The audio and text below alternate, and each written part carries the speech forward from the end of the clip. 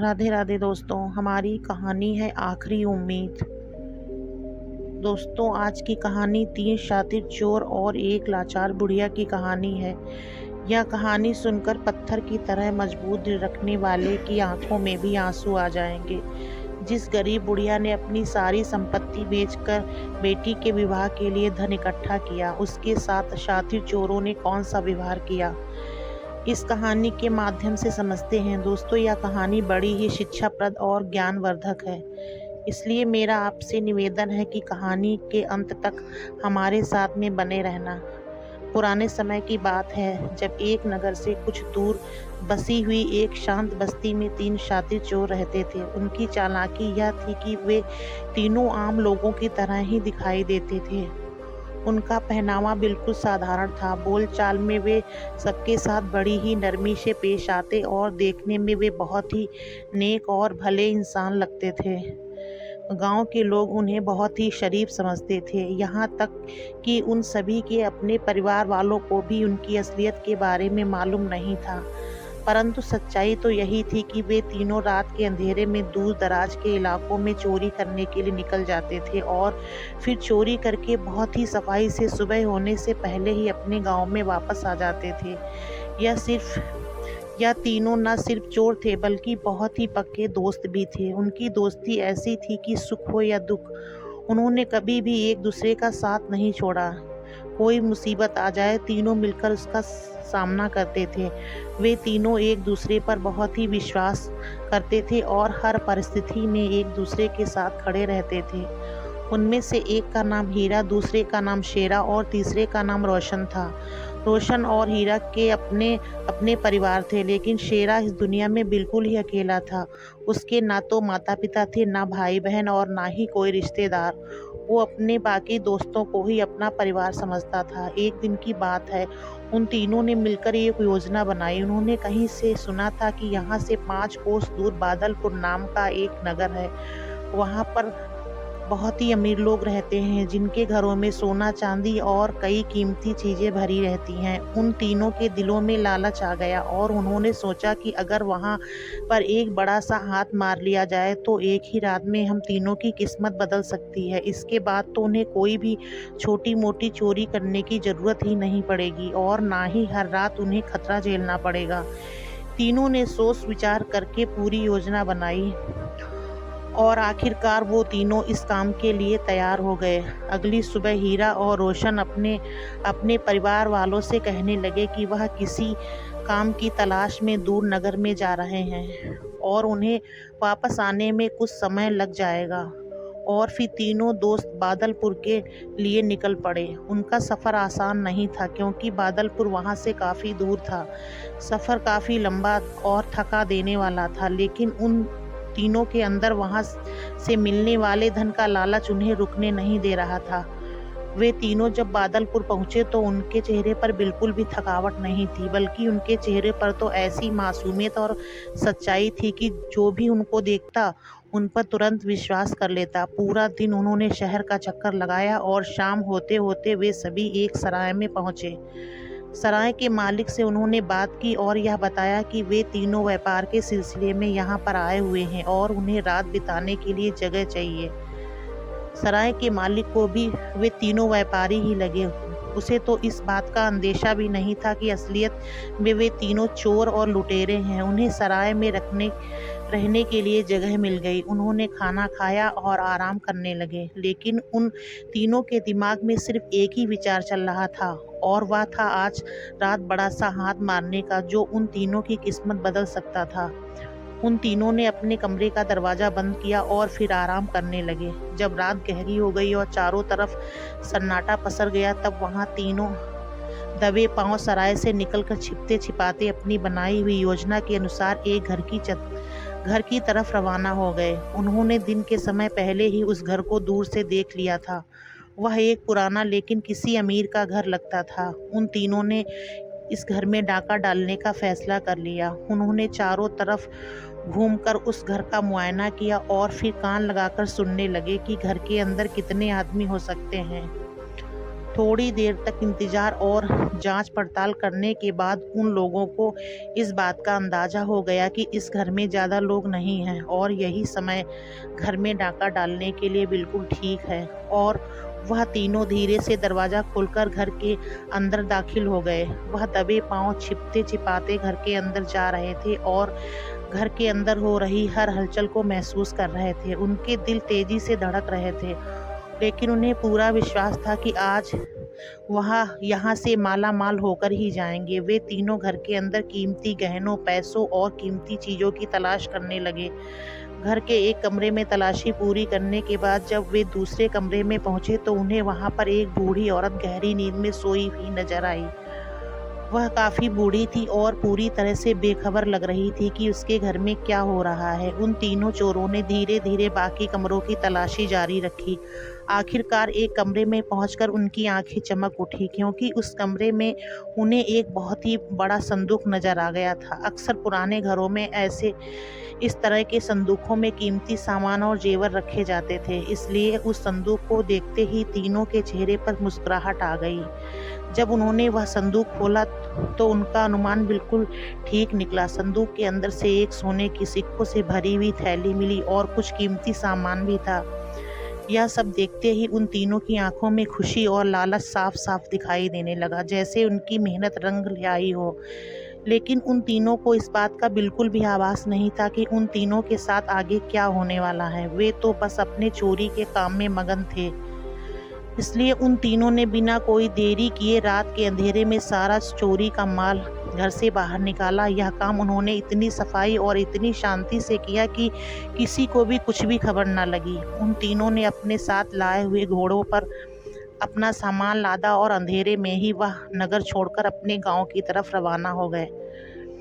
लेकिन अब उन तीनों के सामने एक नई मुश्किल खड़ी हो गई थी। उनके पास जो चोरी का सामान था वह बहुत ही ज़्यादा था, जिसके कारण उस सामान को छिपाना उनके लिए बड़ा ही मुश्किल हो रहा था। तब रोशन कहने लगा कि अगर हम तीनों इस सारे सामान के साथ गांव में दाखिल हो जाएंगे तो हर कोई हमसे यही पूछेगा कि सिर्फ एक ही दिन में हमारे पास इतनी दौलत कहाँ से आ गई, और इससे हमारी चोरी का भेद खुल सकता है। इसलिए हमको यह चोरी का सारा माल कहीं पर छुपा कर रखना होगा। हीरा कहने लगा, तो क्यों ना हम हमारी बस्ती के बाहर जो सुनसान खंडर है वहाँ पर जाकर इस सारे चोरी के माल को छुपा दें। बाकी दोनों दोस्तों को यह बात बहुत ही पसंद आई और उन्होंने चोरी का सारा माल वहीं छिपाने का फैसला कर लिया। और फिर वह तीनों रात के अंधेरे में ही बस्ती के बाहर उस पुराने खंडर में गए। वहाँ पर उन्होंने अपना सारा चोरी का माल छिपा दिया, लेकिन सोने की अशरफियों से भरा हुआ वह थैला उन्होंने अपने साथी शेरा के हवाले कर दिया, क्योंकि उनका यह मानना था कि शेरा का कोई परिवार तो है नहीं, इसलिए जब वह घर पहुंचेगा तो कोई भी उससे पूछताछ नहीं करेगा। और इस सारे सामान में सबसे ज़्यादा कीमती या सोने के सिक्कों की थैली ही थी। बाकी का सारा सामान उन सब ने खंडर में एक ऐसी जगह छिपा दिया जहाँ पर किसी की नज़र न जा सके। सोने के सिक्कों से भरा हुआ थैला अब शेरा के पास था और फिर वहाँ से वह तीनों अपने अपने घरों को चले गए। उन तीनों ने अपने चेहरे के हाव भाव ऐसे बना लिए थे जैसे वह बहुत ही थके हुए और निराश हो और उन्हें दूसरे शहर में जाकर कोई काम न मिला हो और वे खाली हाथ लौट कर आए हों। रोशन और हीरा ने अपने परिवार वालों को यही बताया कि उन्होंने काम ढूंढने की बहुत कोशिश की, लेकिन वहाँ पर उन्हें कोई काम नहीं मिला, इसलिए वो लोग वापस आ गए। दूसरी तरफ शेरा, जिसके पास सोने के सिक्कों से भरा हुआ थैला था, उसने वह थैला खोला। उसके मन में विचार आया क्यों ना इन सोने के सिक्कों की गिनती कर ली जाए, ताकि इन सिक्कों को अपने दोस्तों के साथ बांटना आसान हो जाएगा। और उसने सिक्कों की गिनती शुरू कर दी। गिनती जब पूरी हुई तो वह हैरान रह गया, क्योंकि वह पूरे 1000 सोने के सिक्के थे। उस जमाने में यह बहुत बड़ी रकम थी। शेरा का दिल खुशी से झूमने लगा और जब उसने थैली को अच्छी तरह से देखा तो उसमें एक चिट्ठी उसके हाथ लगी। वो चिट्ठी बहुत ही अजीब थी। शेरा ने चिट्ठी पढ़नी शुरू की। अभी चिट्ठी तो पढ़ना शुरू कर ही दिया था कि उसके हाथ कांपने लगे। दिल जोर जोर से धड़कने लगा। डर और दुख के कारण वह जमीन पर ही बैठ गया और सारी दौलत और सिक्कों के बारे में वह भूल ही गया था। चिट्ठी में कुछ इस तरह से लिखा था कि मेरी प्यारी बेटी, पता नहीं तुम अब कहाँ पर हो। तुम्हारा पिता भी अब इस दुनिया से चल बसा है। अब मैं भी आखिरी सांसें ले रही हूँ। मैंने अपनी और तुम्हारे पिता की सारी जमा पूंजी और कीमती सामान तुम्हारे लिए इस कमरे में रख दिया है। तुम जब भी आओगी तो यह तुम्हारा दहेज है। हमारी तरफ से तुम इसे स्वीकार कर लेना और शादी कर लेना, खुशी से अपनी ज़िंदगी गुजारना। मुझे पता है कि तुम्हारी शादी सिर्फ गरीबी के कारण टूट गई है। यह सोचकर मैं अपना सब कुछ बेचकर तुम्हारे लिए कीमती सामान और सोने के कुछ सिक्के तुम्हारे लिए छोड़े जा रही हूँ। मैं तो मर ही जाऊंगी, लेकिन तुम अपना जीवन खुशी से गुजार लेना। बिटिया, गरीबी बहुत ही बुरी चीज़ है, नहीं तो मैं तुम्हारे लिए और भी बहुत कुछ कर सकती थी। तुम्हारी बदनसीब माँ। और फिर चिट्ठी पढ़कर शेरा की आंखें पछतावे से भर गईं। अब उसे वह सिक्कों की थैली एक बोझ लगने लगी थी। उसकी आंखें आंसुओं से भर चुकी थी। एक चोर होने के बावजूद भी वो फूट फूट कर रोने लगा। वो सिक्कों से भरी हुई थैली को देखता रहा, जैसे वो थैली सोने के सिक्कों से नहीं बल्कि उसके गुनाहों से भरी हुई हो। और फिर उसे अपनी माँ याद आ गई, जिसने उसे पाल पोस कर बड़ा किया था। वह सोचने लगा कि अगर यह मेरी माँ की चिट्ठी होती और यह मेरी बहन का दहेज होता और इसे कोई लूट कर ले जाता तो मेरे ऊपर क्या बीतती। यह विचार आते ही उसके मन में पछतावे की आग भड़कने लगी। उसने किसी तरह से वह रात काटी और सुबह होते ही वह अपने बाकी दोनों साथियों यानी हीरा और रोशन के पास पहुंच गया। शेरा के चेहरे पर परेशानी और शर्म साफ साफ दिखाई दे रही थी। उसने अपने दोस्तों को सारी बात बताई और वह चिट्ठी अपनी जेब से निकालकर उन दोनों के सामने पढ़ने लगा। फिर कहने लगा, मैं तो यह सिक्के और सारा सामान वापस करने जा रहा हूँ। यह हम लोगों का नहीं है बल्कि किसी माँ की आखिरी उम्मीद है। हीरा और रोशन ने जब उसकी बात सुनी तो वह दोनों चुपचाप खड़े रहे। उन दोनों के दिलों में एक तूफान सा उठ रहा था। उनमें से रोशन आगे बढ़ा और कहने लगा, नहीं दोस्त, तुम यह काम बिल्कुल भी नहीं कर सकते। अगर कोतवाल को इस बारे में पता चल गया तो यह सारा सामान तुम्हारे पास था तो तुम्हारे हाथ ही काट दिए जाएंगे और साथ ही यह पता नहीं कौन सी सज़ा तुम्हें दी जाएगी। और वैसे भी यह सारा सामान हम तीनों ने एक साथ मिलकर लूटा है और अगर तुम सारा सामान वापस लौटा दोगे तो इसमें हमारा हिस्सा भी वापस चला जाएगा और यह बात मैं कभी बर्दाश्त नहीं कर पाऊँगा। फिर हीरा कहने लगा कि तुमने ठीक कहा रोशन, हम यह सामान बिल्कुल भी वापस नहीं करेंगे। किस्मत से यह हमारे हाथ लगा है। हम एक चिट्ठी के कारण यह कीमती सामान और सोने के सिक्कों की थैली अपने हाथ से नहीं जाने देंगे। शेरा, क्या तुम्हारा दिमाग खराब हो गया है? लेकिन शेरा बड़ी ही नरमी और सच्चाई के साथ बोला कि ठीक है, अगर तुम दोनों ने यही फैसला किया है तो मैं तुम दोनों का हिस्सा अपनी जेब से तुम्हें दे दूंगा और अगर कोतवाल की सज़ा भी मुझ पर आ गई तो मैं वह भी हंसकर स्वीकार कर लूँगा।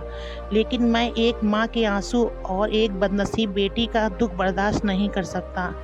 मैं एक गुनहगार चोर हूँ, लेकिन इतना मतलबी और इतना बेशर्म नहीं हूँ कि अगर मैंने यह सामान वापस नहीं किया तो मेरा यकीन करो कि मैं पागल हो जाऊँगा। इस चिट्ठी में लिखी हुई बातें मेरे दिल को छलनी कर रही हैं। और फिर शेरा ने अपने दोस्तों की रजामंदी या नाराज़गी की परवाह नहीं की और सारा सामान घोड़े पर लादा सिक्कों से भरी हुई थैली ली और अकेला ही बादलपुर की तरफ रवाना हो गया। वह सारा दिन सफ़र करता रहा। थका होने के बावजूद भी उसका दिल अब काफ़ी हल्का महसूस कर रहा था, जैसे उसके दिल से कोई बड़ा बोझ उतरने वाला हो। आखिरकार वो शाम के समय उस नगर में पहुंच गया जहां से यह सब कुछ शुरू हुआ था। वह गलियों से गुजरा, उस पुराने घर की तरफ चलने लगा। काफ़ी देर तक ढूंढने के बाद उसे वो घर मिल ही गया। उसे पक्का विश्वास था कि उस घर में अभी भी बूढ़ी औरत के अलावा और कोई नहीं होगा, इसलिए वह सीधा बेधड़क घर के अंदर चला गया। पर जैसे ही उसने घर के अंदर कदम रखा तो उसे कमरे में किसी औरत की रोने की आवाज़ आई। उसके दिल में एक डर सा बैठ गया। आखिर यह सब क्या मामला है? जब धीरे धीरे वह कमरे के अंदर गया तो उसने देखा कि वह बूढ़ी औरत अब इस दुनिया में नहीं रही थी। उसकी मौत हो चुकी थी। कमरे में जो औरत रो रही थी उसे देखकर शेरा सोचने लगा कि शायद यह वही लड़की है जिसके लिए वह चिट्ठी लिखी गई थी।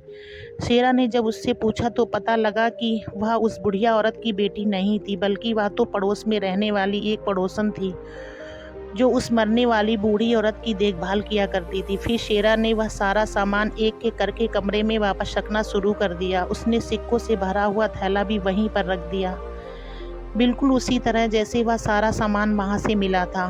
वो यह सारा काम इस तरह से कर रहा था जैसे किसी की अमानत वह उसकी असली हकदार तक पहुँचा रहा हो। इस दौरान वो पड़ोस की औरत रोए जा रही थी। उसको हैरानी से देखने लगी। उसने पूछा कि भाई तुम कौन हो? शेरा ने धीरे से जवाब दिया, मैं इनका रिश्तेदार हूँ। उस औरत ने शक भरी नज़रों से शेरा को देखा और कहा, पहले तो तुम्हें कभी नहीं देखा। यह बात सुनकर शेरा चुप ही रहा। वह कुछ न बोल सका। उसने सच बताने की ज़रूरत महसूस नहीं की, क्योंकि अंदर अंदर वह भी जानता था कि वह उसका रिश्तेदार नहीं है, और अगर वह सच बता देगा तो उसे शहर के कोतवाल के सामने ले जाया जाएगा। इसके बाद शेरा ने अपनी इच्छा से मोहल्ले के कुछ लोगों को इकट्ठा किया और उस बूढ़ी औरत का अंतिम संस्कार करवाया और फिर उसी घर में रह गया। अब वह उस बूढ़ी औरत की बेटी का इंतज़ार कर रहा था, जिसके लिए यह सारी अमानत रखी गई थी। वैसे तो शेरा एक डाकू था, लेकिन उसका यह बर्ताव दिखाता था कि उसके अंदर आज भी इंसानियत जिंदा थी, क्योंकि इंसान की पहचान उसके पहनावे से नहीं बल्कि उसके व्यवहार से होती है। अब शेरा उस घर में ही रहने लगा। वह बिल्कुल चुप और अपने विचारों में डूबा रहता। अब तो उसे सिर्फ उस लड़की का ही इंतज़ार था जिसके लिए यह सारा सामान रखा गया था। वह रोज़ दरवाजे पर खड़ा होकर इंतज़ार करता। कई बार वह गांव के लोगों से पूछता, लेकिन उसे कोई खबर न मिली। और फिर कुछ दिन गुजरे। एक दिन अचानक एक बहुत ही खूबसूरत लेकिन परेशान हालत में एक लड़की घर में दाखिल हुई। जैसे ही उसने कमरे में एक अजनबी को बैठे हुए देखा तो उसकी चीख निकल गई। वह पूछने लगी, तुम कौन हो? मेरी माँ कहाँ पर है? मेरे पिताजी कहाँ पर है? शेरा ने धीरे से जवाब दिया, मैं इस शहर में नया आया हूँ। तुम्हारी माँ पिछले कई दिनों से बीमार थी और अभी कुछ दिन पहले ही उनकी मौत हो गई है। मुझे यह भी पता लगा है कि तुम्हारे पिता भी कुछ महीने पहले ही इस दुनिया से चल बसे हैं। यह सुनते ही लड़की जोर जोर से रोने लगी। आंसू रुकने का नाम ही नहीं ले रहे थे। उसकी हालत देखकर शेरा का दिल भर आया। तब शेरा ने अपने आप को संभाला और फिर उस लड़की को हौसला देते हुए कहने लगा, मौत तो एक सच्चाई है जो हर किसी को आनी है, और जब इंसान बूढ़ा हो जाता है तो इस दुनिया से चले जाना ही उसका नसीब होता है। लेकिन मुझे तुम पर बहुत ही गुस्सा आ रहा है। तुम उन्हें इस हालत में छोड़कर क्यों गई थी? लड़की चुपचाप उसकी बातें सुन रही थी। शेरा की बातों में गुस्सा था, लेकिन उसके गुस्से में इंसानियत और सच्चाई भी थी। उस लड़की ने पहली बार किसी अजनबी की आंखों में अपने लिए इतनी हमदर्दी महसूस की थी। वो कांपती हुई आवाज़ में कहने लगी, मैं माता पिता की इच्छा के अनुसार ही कुछ समय पहले एक दूसरे शहर में अपनी बुआ के पास चली गई थी। उस समय मेरे माता पिता दोनों बिल्कुल ठीक थे। लगता है उनकी अचानक ही मौत हो गई और उनकी मौत की खबर मुझे नहीं मिली। पता नहीं क्यों, या फिर मुझे किसी ने बताया ही नहीं। शेरा चुपचाप यह सब कुछ सुन रहा था और फिर उसने एक गहरी सांस ली और अपने दिल का बोझ हल्का करने के लिए उसने सब कुछ सच सच उस लड़की को बता दिया कि मैं यह बात स्वीकार करता हूँ कि मैं एक डाकू हूँ और तुम्हारे घर में से सब कुछ कीमती सामान लूटकर मैं ले गया था। अगर तुम चाहो तो मुझे सज़ा दिलवा सकती हो, मुझे कोतवाल के पास ले जा सकती हो, या फिर मुझे माफ़ कर सकती हो। फैसला तुम्हारे हाथों में है। लड़की की आंखों में से आंसू बह रहे थे, लेकिन अब उन आंसुओं में दुख के साथ साथ शेरा के लिए हमदर्दी भी थी। अब उसके दिल में उस डाकू के लिए एक खास जगह बन गई थी। शेरा वहाँ से उठा और जब जाने लगा तो बोला, अब यह सोने के सिक्कों की थैली और यह सारा कीमती सामान और यह घर सब कुछ तुम्हारे हवाले है। अगर तुम्हें कभी ज़रूरत पड़े या कोई मुश्किल आए तो मेरा घर यहाँ से 5 कोस दूर जलाल बस्ती में है। वो लड़की फ़ौरन बोली, नहीं, तुम मुझे छोड़कर नहीं जा सकते। तुमने जिस ईमानदारी और नेक दिल से मेरी माँ की अमानत मुझे वापस की है, क्या कोई आम इंसान नहीं कर सकता? अगर तुम चाहो तो यह सिक्के रख लो और यहीं पर कोई व्यापार शुरू करो, पर मुझे छोड़कर मत जाओ। और फिर कुछ समय के बाद दोनों ने शादी कर ली। अब शेरा कोई डाकू नहीं था, बल्कि एक ईमानदार व्यापारी बन चुका था। कुछ समय के बाद उसकी पुरानी बस्ती के दोनों दोस्त हीरा और रोशन भी उससे मिलने के लिए आए। जब उन्होंने उसकी बदली हुई ज़िंदगी देखी, उसका सम्मान देखा, उसका सुकून देखा और उसके परिवार को देखा, तो उन दोनों के दिल भी पिघल गए और उन्होंने भी अपनी ज़िंदगी बदलने का फैसला किया। वे दोनों भी शेरा के साथ उसके कारोबार में शामिल हो गए और इस तरह से शेरा नाम का वह डाकू एक कामयाब और धनी व्यापारी बन चुका था। अपनी ईमानदारी की वजह से उसने वह सब कुछ हासिल कर लिया जो कभी-कभी बहुत मेहनत करने पर भी नहीं मिलता। यह कहानी हमें सिखाती है कि हमें कभी भी किसी दूसरे की मजबूरी या लाचारी का फ़ायदा न उठाकर बल्कि इंसानियत के नाते उसकी सहायता करनी चाहिए, जिस तरह से शेरा नाम के उस डाकू ने की, जिसका नतीजा यह हुआ कि उसे न सिर्फ डाकू की ज़िंदगी से छुटकारा मिला, बल्कि एक नए जीवन की शुरुआत हुई और एक अच्छा घर और एक अच्छा जीवन साथी भी मिल गया। अगर आपको हमारी वीडियो अच्छी लगी, वीडियो को लाइक करें, शेयर करें। चैनल पे नए हो तो प्लीज़ चैनल को सब्सक्राइब ज़रूर करें।